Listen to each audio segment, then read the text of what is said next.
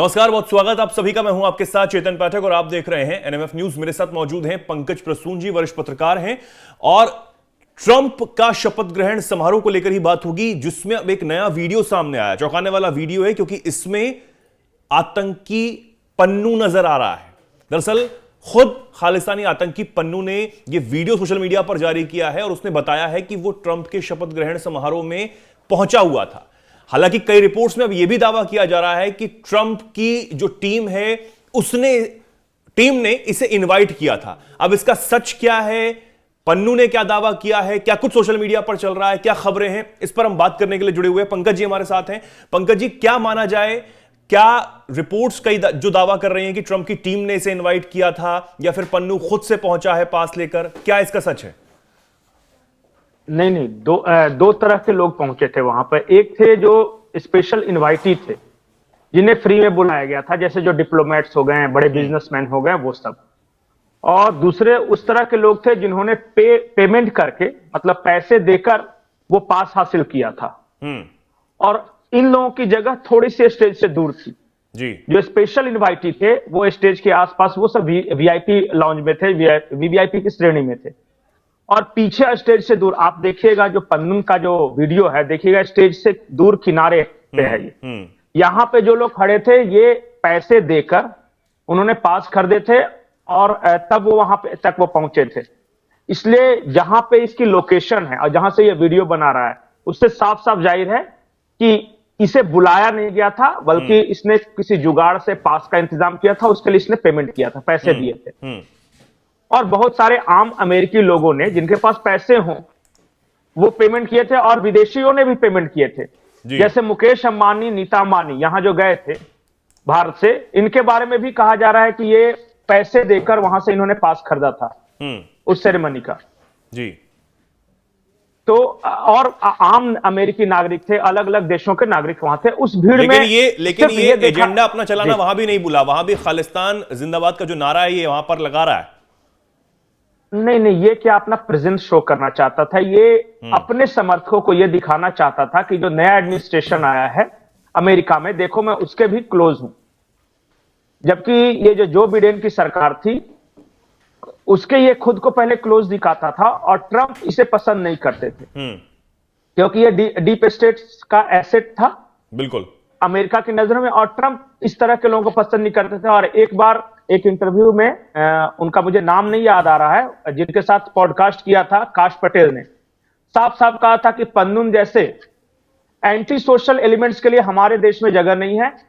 Law will take its own course, लेकिन इतना मैं आपको आश्वासन दिलाता हूं कि जब हमारा एडमिनिस्ट्रेशन आ जाएगा तो इस तरह के लोगों को फंडिंग मिलनी बंद हो जाएगी। लेकिन क्या इसमें कोई चूक नहीं मानी जा सकती कि ऐसा आतंकी वो पैसे देकर भी यहां पर पहुंच रहा है, पास खरीद के भी अगर पहुंच रहा है तो? नहीं, देखिए, ये अमेरिका और कनाडा दोनों देशों का ये नागरिक है, ड्यूअल सिटीजनशिप है। हाँ। कनाडा में इसके खिलाफ कोई भी किसी तरह का मामला दर्ज नहीं। इसने कनाडा में आज तक कोई क्राइम नहीं किया है। अमेरिका में भी इसने कुछ नहीं किया है। तो अमेरिका कनाडा, जहां की इसके पास सिटीजनशिप, पहले ही अमेरिका की सिटीजनशिप इसने हासिल की, मतलब माफ कीजिए, पहले कनाडा की सिटीजनशिप हासिल की, और वहां से एक बार कनाडा का सिटीजन बनने के बाद तब अमेरिका के लिए इसने अप्लाई किया।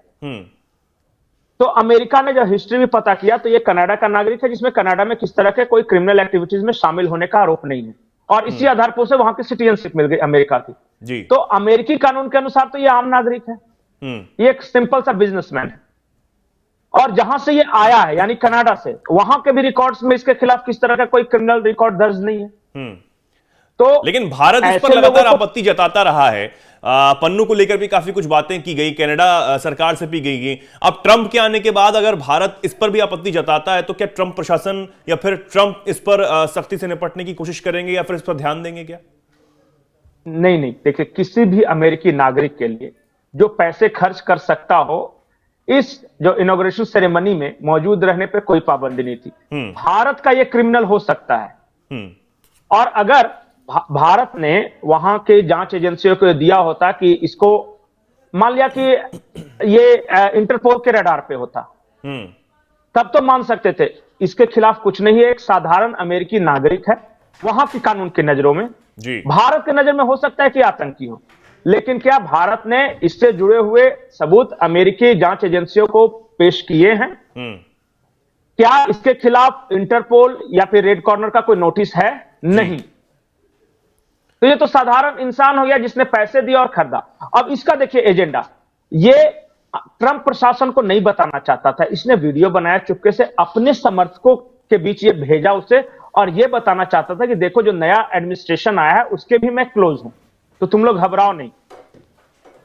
हालांकि इन दिनों ये वोटिंग भी करवा रहा है भारत में, सोशल मीडिया के जरिए रेफरेंडिंग जो है वो करवा रहा है, क्यूआर कोड इसने जारी किया है। हम तो इसे प्रमोट नहीं करना चाहते इसलिए हमने दिखाया भी नहीं है अपने दर्शकों को, लेकिन जिस तरीके से ये साजिशें अभी भी रच रहा है, खालिस्तान बनाने की जो मांग ये करता हुआ नजर आता है, वहां पर बैठ के गीदड़ भभकी देना, जो लोग हैं पंजाब में रह रहे या फिर यहां पर जो सिख हैं उनको गलत तरीके से बरगलाना, ये अभी भी इसका चल रहा है। और हालांकि ये वोटिंग जो करवा रहा है इसमें भी एक, तो भारत सरकार अब ऐसे लोगों से सख्ती से निपटेगी, क्योंकि कनाडा में जो है ट्रूडो ने तो इस्तीफा दे दिया है। देखिए चेतन, मैं एक साधारण सा उदाहरण बताता हूं, छोड़ दीजिए पन्नून, एक साधारण सा कोई भी इंडियन जो विदेश में रह रहा है, वो सोशल मीडिया के जरिए अपने क्लोज ग्रुप में, जिसको कोई नहीं मानता, वो कह रहा है कि हम भारत में ये कर देंगे वो कर देंगे। बोलने पे तो पाबंदी नहीं है, जिस दिन करेगा उस दिन सजा मिलेगी। एक नैरेटिव सेट करना चाहता, और इसके बदले में ये बेचारा पैसे कमाता है। देखिए इस तरह की वीडियो जारी कर या फिर कुछ इस तरह की बातें कर, ये फंड प्राप्त करता है एक खास तबके से, और उसी से इसका घर और संगठन चल रहा है। अगर कुछ करे तब तो, लेकिन आज तक तो किया नहीं। अब वीडियो संदेश जारी करने का क्या क्राइम हो सकता है और कितना सीरियस क्राइम हो सकता है?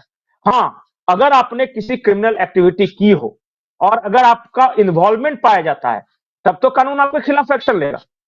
लेकिन आपने मान लिया कि एक बना दिया हिंदू ब्रिगेड सपोज, और आप कनाडा, अमेरिका, ऑस्ट्रेलिया में कहीं बैठे हुए हैं और लोगों को बोल रहे हैं कि हमें एक हिंदू एक ऑर्गेनाइजेशन बनाना चाहिए, ये करना चाहिए, वो करना चाहिए, तुम मुझे पैसे दो। तो भारत सरकार क्यों परेशान हो भाई कि कौन ऑस्ट्रेलिया में ऑस्ट्रेलियाई नागरिक जो कभी भारतीय था वो क्या बोल रहा है वहां पे, आके भारत में कुछ करो तब हम बताते हैं, और तब तुम्हारी हैसियत पता चलेगी। क्या है ना, ये सोशल मीडिया ने कुछ बहुत कमजोर लोगों को बहुत बड़ा बना के पेश किया है। पन्नून में हैसियत कुछ नहीं है। अच्छा बताइए इसके पास क्या है? ये ठीक है, बड़े घर का लड़का था, इसके फादर आईएफएस थे, इतने बड़े घर का लड़का है तो ये विदेश में रहा और इसने कनाडा और अमेरिका की नागरिकता प्राप्त कर ली। लेकिन आज इसके पास ताकत क्या है? कुछ ताकत नहीं है सोशल मीडिया में वीडियो जारी करने के अलावा। तो इसे क्यों इतना महत्व देना भाई? और देखिए जो भारत की जो एजेंसियां हैं ना, वो सक्षम है इस तरह के एंटी सोशल एलिमेंट्स, मैं एग्जैक्टली वही टर्म्स इस्तेमाल कर रहा हूं जो काश पटेल ने कहा, इस तरह के एंटी सोशल एलिमेंट्स से डील करने में हमारे यहां भी कई चोर उचक्के इस तरह के लोग घूमते हैं। पंकज जी, अब ऐसे लोगों को तो दिखाना भी पसंद नहीं करते, क्योंकि जिस तरीके से भारत के खिलाफ एजेंडा चलाना हो या फिर भारत के खिलाफ बरगलाना हो, भारत के खिलाफ बोलना हो, लेकिन बात यह है कि ट्रंप के इतने बड़े समारोह में अगर यह पहुंचता है तो इस पर नजर जो है तमाम एजेंसियों की भी होगी। देखिए मैं बताऊं, वहां दसियों हजार लोग पहुंचे थे, और उस 10,000 लोगों में से, भीड़ में से, जब चारों तरफ यूएसए यूएसए का शोर हो रहा है, उसमें कोई अपने मोबाइल से चुपके से खालिस्तान जिंदाबाद करके बजा, किसको पता, किसने ध्यान दिया? वो जो अमेरिकी होंगे ना, उन्हें समझ में भी नहीं आया हो किसने क्या कहा है वहां पे। लेकिन इसका मकसद ही था कि एक छोटा सा वीडियो रिकॉर्ड कर लो, सोशल मीडिया पे डाल दो, ताकि मेरी रेलेवेंस बनी रहे। और उन्हें पता है कि भारत में तो खैर चर्चा हो ही जाएगी। इस तरह के लोगों को आप पता कीजिएगा, ये जहां जिस भीड़ में खड़ा था और चारों तरफ यूएसए यूएसए यूएसए का नारा लग रहा था, इसने चुपके से अपना एक सेल्फी बनाया और जानबूझ के इसने वीडियो बनाया। वो पहले स्टेज का वीडियो लिया, वहां से जूम आउट किया और अपने चेहरे पर लिया, खालिस्तान जिंदाबाद, आंखा के चुपचाप बंद करके रख दिया हो। ये सब डरपोक लोग हैं जी, आप लोग इसे बहुत बड़ा बहादुर बना रही है कुछ नहीं। पंकज जी, एक केस और आप बाइडेन प्रशासन में चला, जब हमारे एनएसए अजीत डोभाल को नोटिस आया, अमित शाह का भी नाम उस मामले में घसीटा गया, अमेरिका की कोर्ट से वो नोटिस आया था, जो आतंकी निज्जर है उसकी हत्या के मामले में, और इसी के साथ अब जो मामला है, क्या वो सुलट जाएगा ट्रंप के आने से? देखिए वो मामला क्या था, ट्रंप ने अपने पॉलिटिकल नैरेटिव के लिए एक शिगुफा छेड़ा और वहां से उसने फाइव आइज में से बोला अमेरिका को कि मेरी मदद करो इस पूरे मामले में। अमेरिका ने या सीआईए ने, आप बोल सकते हैं, वो ये पन्नू एक की हत्या स्टोरी की साजिश बनाई, रचने का मामला। हाँ वही सीआईए ने एक स्टोरी बनाई कि एक विदेश में एक ड्रग डीलर रहता है जिसका नाम निखिल गुप्ता है, उसने पैसे दिए और ड्रग डीलर को पैसे दिए किसी विकास यादव ने, जो कि इंडियन इंटेलिजेंस से लिए काम करता है, और विकास यादव का यह क्लेम है कि ऊपर से निर्देश मिला था, और जिसमें यह अजीत डोभाल और अमित शाह का नाम लिया। अब जो नया डेवलपमेंट है वो यह है कि जो भारत सरकार ने एक कमेटी बनाई थी और कमेटी ने कहा कि ठीक है, अगर आपको लगता है कि विकास यादव इसमें इन्वॉल्व था तो आप अपने लीगल जो भी उसका एस्पेक्ट्स है उसको देखते हुए इसके खिलाफ कार्रवाई कीजिए। भारत ने तो कभी नहीं रोका, भारत ने कभी कहा कि विकास यादव के खिलाफ या फिर निखिल गुप्ता के खिलाफ कुछ मत कीजिए। आप कीजिए ना, आपके यहां कोई घटना हुई है, जरूरी थोड़ी है कि कोई भी आदमी जो ये क्लेम कर रहा है कि मैं बहुत बड़ा तोप हूं और रॉ का एजेंट हूं, ये वो सचमुच हो या फिर उसे कहीं से निर्देश मिला हो।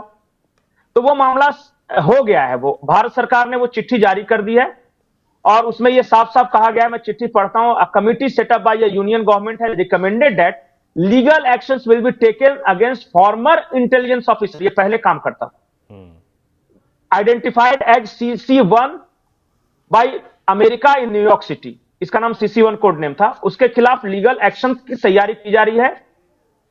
और इस पे आरोप यह है कि इसने खालिस्तानी टेररिस्ट गुरपतवंत सिंह पन्नू पर असैसिनेशन अटैक करवाया। ठीक है, देखिए भारत ने हाल के दिनों में अमेरिका से संबंधों को बेटर करने के लिए बहुत कुछ किया है जी। और NSA अजीत डोभाल और अमेरिका के NSA के बीच जो मुलाकात हुई थी उसमें भी अजीत डोभाल ने कहा था कि आपको जो करना है करो, हम इस मामले में पूरे बीच में कहीं नहीं, और आपको बताइए कि आपको क्या सहयोग चाहिए इसमें।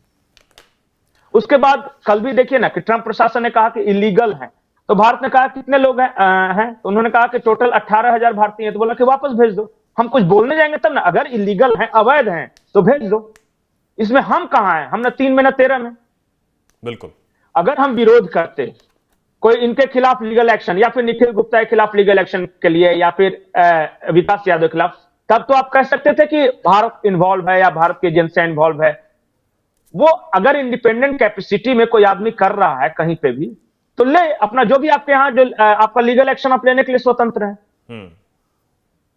और पूरी जांच कमेटी ने अपनी एक रिपोर्ट सौंपी थी भारत सरकार को, और भारत सरकार ने अपनी जांच रिपोर्ट वो अमेरिका को सौंप दिया कि देखिए हमारी जांच में यह है कि हमारे यहां से कभी कुछ नहीं था।